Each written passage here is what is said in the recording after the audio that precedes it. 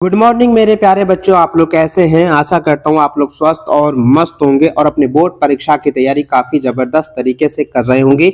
बच्चों, आज की यह वीडियो आप सभी के लिए बहुत इंपॉर्टेंट होने वाला है, क्योंकि इस वीडियो में हम लेकर आ चुके हैं क्लास 10th के सब्जेक्ट सोशल साइंस यानी सामाजिक विज्ञान के ऐसे ऑब्जेक्टिव और सब्जेक्टिव क्वेश्चन जो कि डायरेक्ट आपकी बोर्ड की परीक्षा में छपने वाला है। दोस्तों, आप सभी को पता है कि 25 फरवरी को क्लास 10th का सोशल साइंस का एग्जाम होनी है। तो आप मैं बार बार कह रहा हूं कि एग्जाम से पहले आप ज्यादा से ज्यादा रिवीजन करें, ज्यादा से ज्यादा प्रैक्टिस करें। जितना आपका प्रैक्टिस होगा उतना ज्यादा जो है आपको जो है समय मिलेगा और आपका जो है प्रदर्शन काफी बेहतर रहने वाला है। ठीक है, तो वीडियो में आप लोग अंत तक बने रहिएगा। महत्वपूर्ण ऑब्जेक्टिव सब्जेक्टिव क्वेश्चन मैं आपको बताने वाला हूं और वीडियो को लाइक शेयर जरूर करते जाइएगा। और बच्चों, आप सभी से रिक्वेस्ट है, चैनल पर पहली बार आए चैनल को सब्सक्राइब करने के साथ बेल आइकन को भी प्रेस जरूर कर लेंगे। तो चलिए बच्चों, क्वेश्चन की ओर चलते हैं।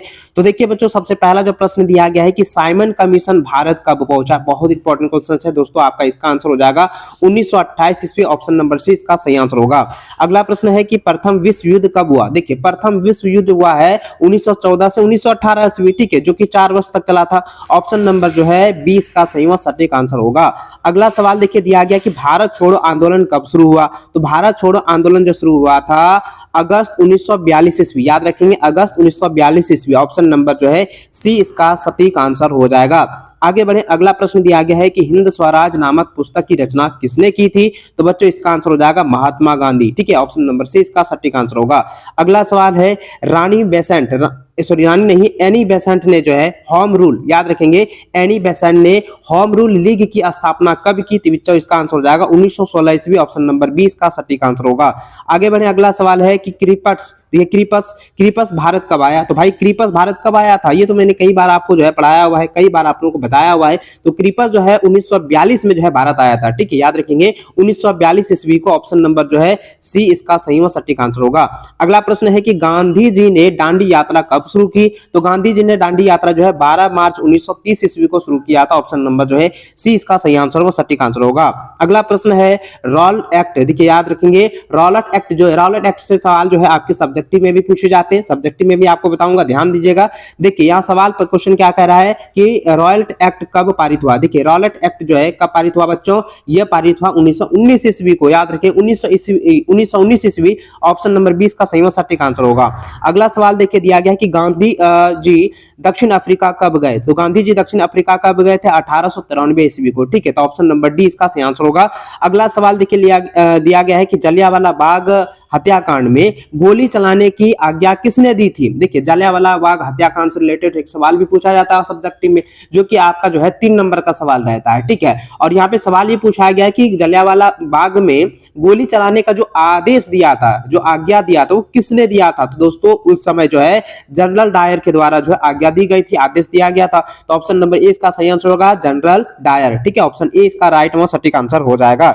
चलिए आगे बढ़ते हैं अगले प्रश्न की ओर। अगला प्रश्न आपके सामने स्क्रीन पर आ चुका है। देखिए, सवाल ये कहता है कि पंडित नेहरू ने पूर्ण स्वराज का प्रस्ताव कब जो है पारित किया। कब पारित किया था बच्चों। तो पारित किया था 31 दिसंबर 1929 ईस्वी। ऑप्शन नंबर बी जो है इसका सही व सटीक आंसर होगा।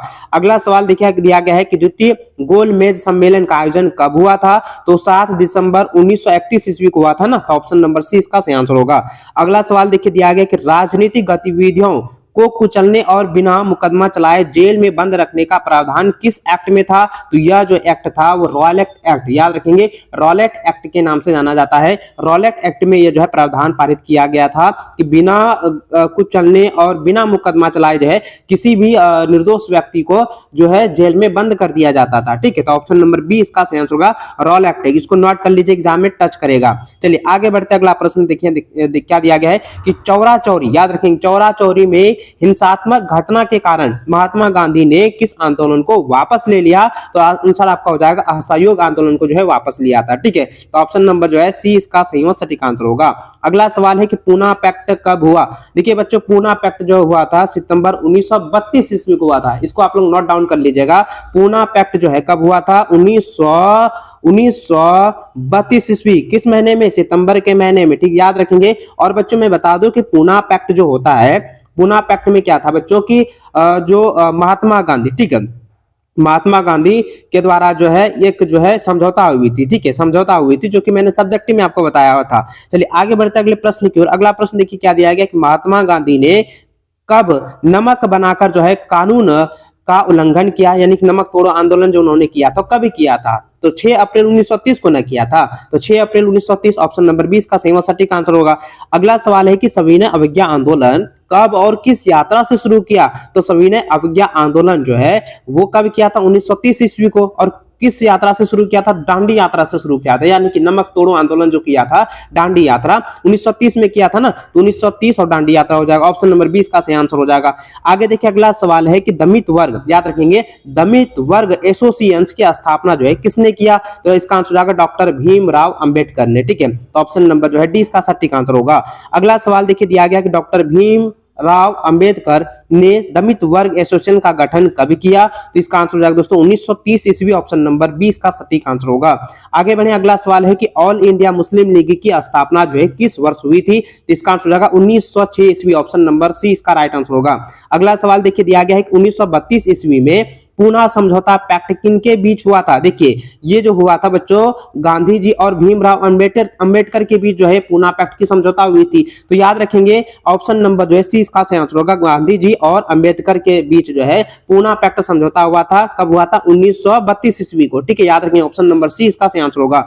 अगला सवाल देखिए दिया गया है कि भारतीय राष्ट्रीय कांग्रेस की स्थापना किस वर्ष हुई थी? तो 1885 ईस्वी में जो है कांग्रेस की स्थापना हुई थी, ठीक है। तो ऑप्शन नंबर जो है सी इसका सटीक आंसर होगा। अगला सवाल देखिए क्या दिया गया है कि महात्मा गांधी दक्षिण अफ्रीका से भारत जो है कब लौटे? तो कब लौटे थे बच्चों, आप ये बताओ। ये तो कई बार एग्जाम में पूछा गया ना, रिपीटेड सवाल है। 1915 ईस्वी को जो है महात्मा गांधी दक्षिण अफ्रीका से भारत लौटे थे। ऑप्शन नंबर सी इसका सटीक आंसर होगा 1915। अगला सवाल देखिए दिया गया है कि गांधी जी ने चंपारण में सत्याग्रह कब शुरू किया? देखिए सत्याग्रह आंदोलन जो है कब शुरू किया था? 1916 ईस्वी को, याद रखेंगे 1916 ईस्वी को जो है सत्याग्रह आंदोलन शुरू हुआ था। ऑप्शन नंबर ए इसका सटीक आंसर होगा। अगला सवाल देखिए दिया गया है कि किसानों के लिए गुजरात के खेड़ा में गांधी जी ने सत्याग्रह कब किया? तो देखिए गुजरात के खेड़ा में 1917 को किया था। याद रखिए 1917 ईस्वी को जो है गुजरात के खेड़ा में गांधी जी के द्वारा जो सत्याग्रह आंदोलन जो है शुरू किया गया था। ऑप्शन नंबर डी इसका सटीक आंसर होगा 1917। अगला सवाल देखिए दिया है 26 नंबर, कहता है 1929 में भारत के लिए डोमिनियन स्टेट्स का गोलमाल ऐलान किसने किया था? तो देखिए गोलमाल ऐलान जो है किसने किया था? वायसराय लॉर्ड इरविन ने किया था। ऑप्शन नंबर जो है 20 का सटीक आंसर होगा।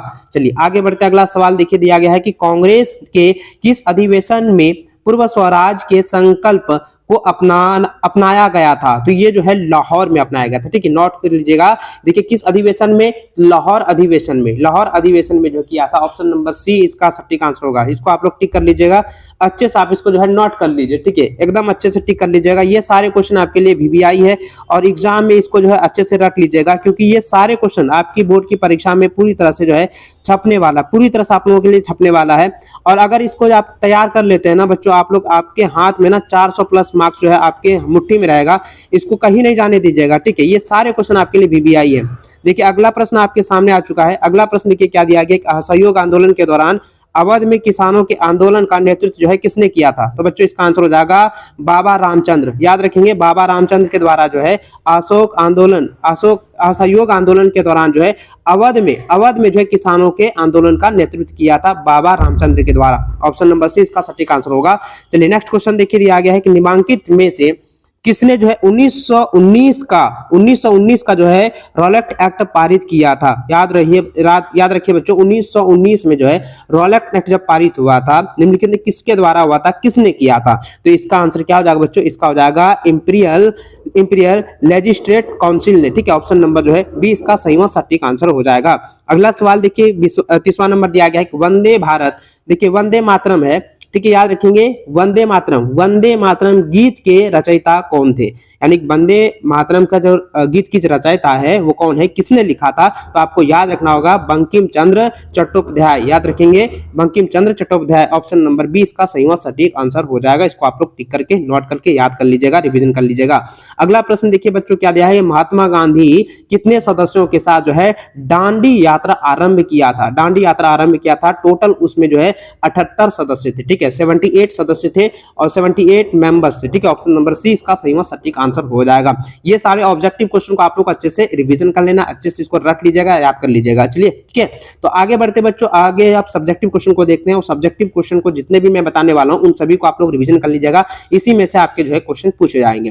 देखिए यहाँ पे क्वेश्चन पहला जो सब्जेक्टिव का दिया गया है कि स्वराज से आपका क्या तात्पर्य। देखिए स्वराज से आपका क्या तात्पर्य, सवाल आपके लिए काफी बीबीआई है, पहले भी आपको जो है कई बार आपने देखा होगा ये सवाल पूछा गया है, ठीक है, रिपीटेड क्वेश्चन है।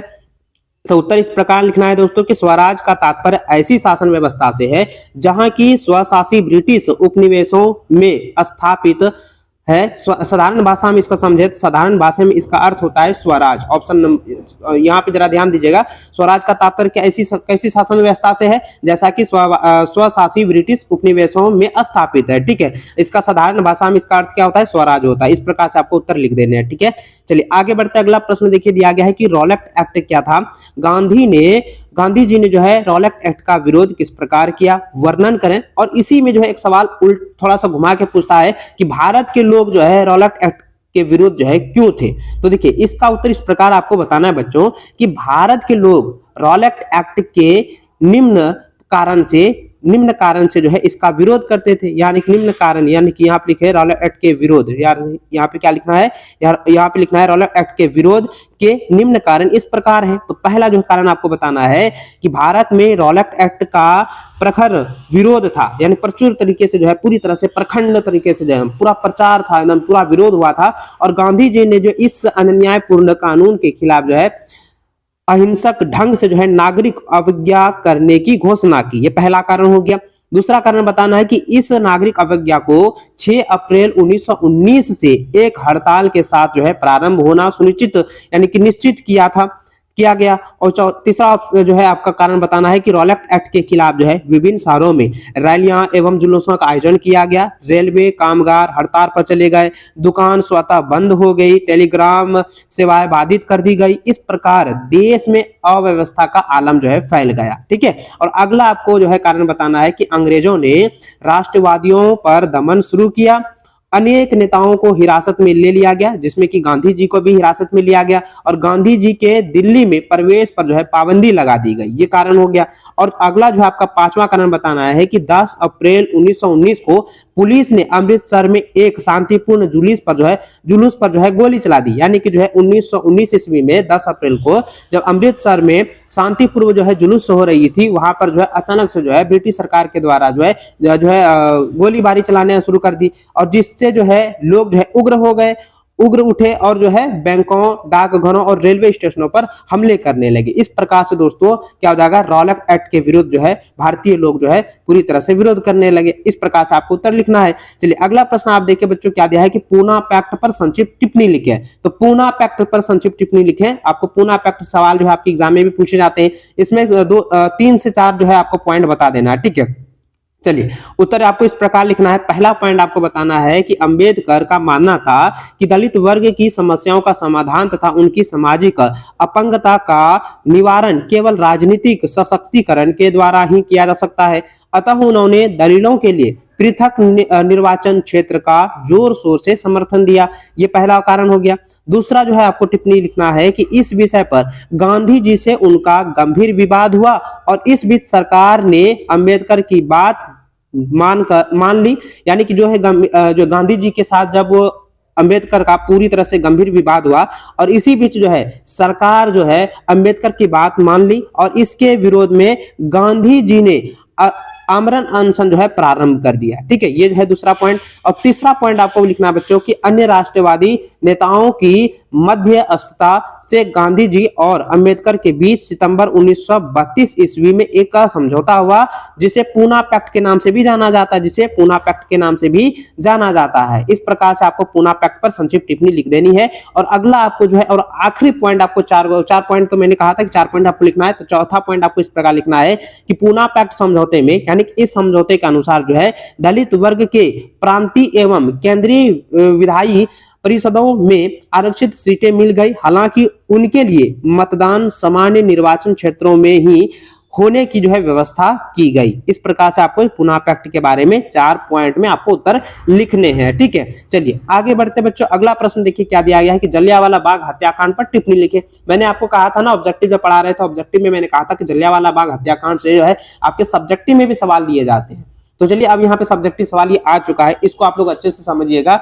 अच्छे से आपको जो है समझना है बच्चों कि क्या कुछ इसमें दिया गया है। देखिए, जलियांवाला बाग हत्याकांड पर टिप्पणी पर लिखना है कि जलियांवाला बाग हत्याकांड जो है इस प्रकार से है। पहला पॉइंट आपको लिखना है कि रॉलेट एक्ट के विरोध में महात्मा गांधी और सत्यपाल किचलू गिरफ्तार हो चुके थे और इस गिरफ्तारी का विरोध जो है करने के लिए 13 अप्रैल 1919 ईस्वी के वैशाली पर्व के दिन अमृतसर जलियांवाला बाग में एक जनसभा का आयोजन किया गया था। और दूसरा पॉइंट बताना है कि अमृतसर के सैनिक प्रशासक जनरल डायर ने इस सभा को अवैध घोषित कर दिया था, परंतु सभा हुई थी तब उन्होंने उसने जो है वहां पर गोली चलवा दी थी और इसमें जो है सैकड़ों व्यक्ति की मौत का शिकार हो गए थे। सैकड़ों व्यक्ति जो है मौत के शिकार हो गए। ठीक है, तो इस प्रकार से जलियांवाला हत्याकांड पर जो है लिखना है। और अगला पॉइंट बताना है बच्चों कि इस हत्याकांड के पश्चात ब्रिटिश सरकार ने एक हंटर जो है आयोग स्थापित किया था और उस आयोग की रिपोर्ट के बाद जनरल डायर को अनेक सम्मान दिए थे। इससे महात्मा गांधी असहयोगी हो गए थे और उन्होंने असहयोग आंदोलन चलाने का निश्चय किया था। इस प्रकार से आपको उत्तर लिखना है। ठीक है, चलिए और अगला पॉइंट आपको लिखना बच्चों कि जलियांवाला बाग हत्याकांड भारत के इतिहास की सबसे दर्दनाक घटना थी। इससे भारत भर में रोष की लहर फूट पड़ी। इस प्रकार से बच्चों जलियांवाला बाग हत्याकांड पर टिप्पणी आपको लिख देना है। ठीक है, चलिए आगे बढ़ते बच्चों। अगला प्रश्न आपका आ चुका है। देखिए अगला प्रश्न आपका ये कहता है, प्रश्न ये है बच्चों कि साइमन कमीशन पर संक्षिप्त टिप्पणी लिखें। और देखिए इसी में जो है साइमन कमीशन से रिलेटेड जो है आपका जो है सब्जेक्टिव में सवाल थोड़ा सा घुमा के पूछता है कि साइमन कमीशन का गठन जो है क्यों किया गया था और भारतीयों ने साइमन कमीशन का बहिष्कार क्यों किया। ठीक है, इस प्रकार से आपको लिखना है, या टिप्पणी भी कहेगा तो स्वयं एकदम उत्तर आपको लिखना है। ठीक है, तो उत्तर आपको इस प्रकार से लिखना है बच्चों। ये लिखना है कि पहला पॉइंट लिखना है कि ब्रिटेन की टोरी सरकार ने भारत की राष्ट्रवादी आंदोलन के जवाब में 1927 ईस्वी में एक वैधानिक आयोग का गठन किया जिसे साइमन कमीशन के नाम से जाना जाता है। इस कमीशन के अध्यक्ष जो है सर जॉन साइमन थे। कौन थे? सर जॉन साइमन थे। देखिए ऑब्जेक्टिव में सवाल पूछेगा कि ये बताइए साइमन कमीशन के अध्यक्ष कौन थे, तो आपको याद रखना है सर जॉन साइमन। ठीक है, इसको नोट कर लीजिए। चलिए, और साइमन कमीशन का जो वैधानिक आयोग का गठन किया गया तो बच्चों 1927 ईस्वी को, ये भी आप लोग नोट कर लीजिएगा। चलिए अगला पॉइंट आपको लिखना है बच्चों कि इस आयोग के सभी सदस्य अंग्रेज थे और उनका कार्य यही था कि भारत के संवैधानिक व्यवस्था की कार्यशैली का अध्ययन करना एवं देखिए तदनुरूप जो है सुझाव देना था। इस प्रकार से आपको दूसरा पॉइंट लिखना है। तीसरा पॉइंट आपको बताना है कि भारत में इसका विरोध इसलिए हुआ था कि इस आयोग में एक भी भारतीय सदस्य नहीं थे, सारे सदस्य जो है अंग्रेज थे। अतः 1928 ईस्वी में जब साइमन कमीशन भारत पहुंचा तो उसका स्वागत जो है साइमन कमीशन वापस जाओ के नारे से किया गया। कांग्रेस और मुस्लिम लीग सभी पार्टियों ने जो है प्रदर्शनों में हिस्सा लिया और सभी ने कहा go back Simon, go back Simon, go back Simon का जो है नारा लगाने लगा। और 1928 में जब भारत साइमन आया था, साइमन कमीशन भारत पहुंचा तो उसका वही नारा सुनने में आया स्वागत में कि साइमन कमीशन वापस जाओ। ठीक है, सभी ने जो है मिलकर जो है कांग्रेस और मुस्लिम लीग अन्य पार्टियों ने इसका प्रदर्शन करना शुरू कर दिया। और अगला आपको जो है चौथा पॉइंट लिखना है बच्चों कि पंजाब में लाला लाजपत राय ने इस आयोग के विरुद्ध प्रदर्शन का नेतृत्व किया। पुलिस ने उन पर इतनी लाठियां बरसाई कि इस प्रहार से उनकी जो है मृत्यु भी हो गई। ठीक है, इस चौथा पॉइंट आपको लिखना है। इस प्रकार से दोस्तों आपको ये लिख देना है, इस प्रकार से ये लिखना है कि साइमन कमीशन के इस प्रकार से भारतीयों ने जो है साइमन कमीशन का बहिष्कार करना शुरू किया था। इस प्रकार से आपको उत्तर लिख देना है। ठीक है, ये सारे सवाल आपके बहुत इंपॉर्टेंट है। इस वीडियो में आपको ऑब्जेक्टिव और सब्जेक्टिव जो भी क्वेश्चन मैंने आपको बताया इसको आप लोग नोट कर लीजिएगा, अच्छे से आप लोग अच्छे से रिविजन कर लेना है। ठीक है, चलिए बच्चों इस वीडियो में बस इतना ही, मिलता है नेक्स्ट वीडियो में, तब तक जय हिंद, वंदे मातरम।